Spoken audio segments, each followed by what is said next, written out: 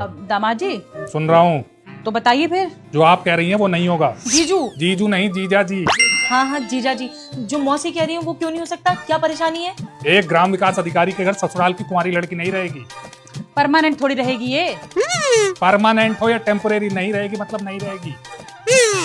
एक बात बताइए, आपको दफ्तर जाने से पहले सुबह सुबह रसोईया बनना मंजूर है, लेकिन ससुराल वालों से मदद लेने में दिक्कत है। दिक्कत मदद लेने में नहीं है, दिक्कत है कुंवारी लड़की यहाँ रखने में। कल को 4 लोग बातें बनाएंगे और कुछ ऊंच नीच हो गई तो कौन जिम्मेदार होगा? क्यों जीजू, आप कैरेक्टरलेस हो क्या? ज्यादा बोलो तो टांग पे।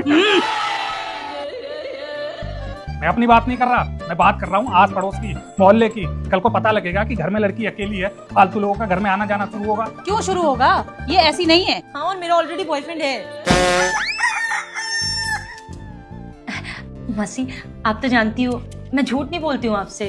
अरे लेकिन यही लड़की मिली थी आपको मेरे घर में लाने के लिए अपनी बेटी की गैर मौजूदगी में। जीजू। जीजा जी। क्या जीजा जी? अभी तो मुझे बाहर वालों से डर था, अब तो घर में ही खतरा है। कैसा खतरा?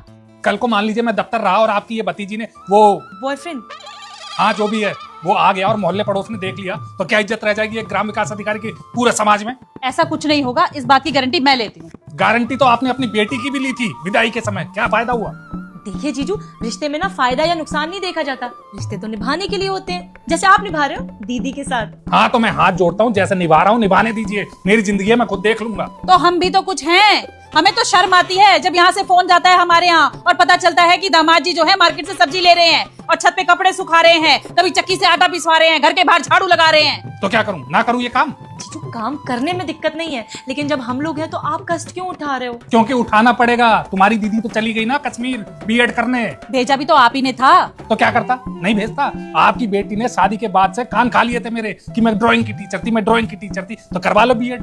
ड्राइंग के टीचर बीएड क्यों कर रही हैं? ये बात पूछो अपनी दीदी से फोन करके जो कश्मीर गई है बीएड करने। चलिए छोड़िए ना, गई है तो आ भी जाएगी, तब तक आप क्यों कष्ट उठाओगे? कष्ट कुछ नहीं है, मेरा काम है, मैं खुद कर लूंगा। अच्छा सुनिए, आपको कुंवारी लड़की रखने से दिक्कत है ना, तो कुंवारे लड़के तो चलेंगे। हाँ मौसी, 5 भाई हैं हमारे, किसी एक को भी भेज दो इनके पास। बिल्कुल नहीं। क्यों?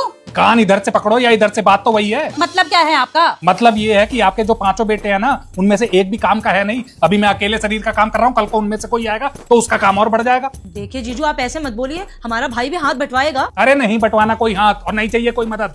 चल उठ यहाँ से। पुराने लोग ना सही कहावत कह के गए हैं। क्या मौसी? यही कि कुत्ते की दुम को 12 साल भी नली में रखो तब भी सीधी नहीं होती, टेढ़ी की टेढ़ी रहती है। मैं कुत्ते के दुम हूँ? लक्षण तो वही है।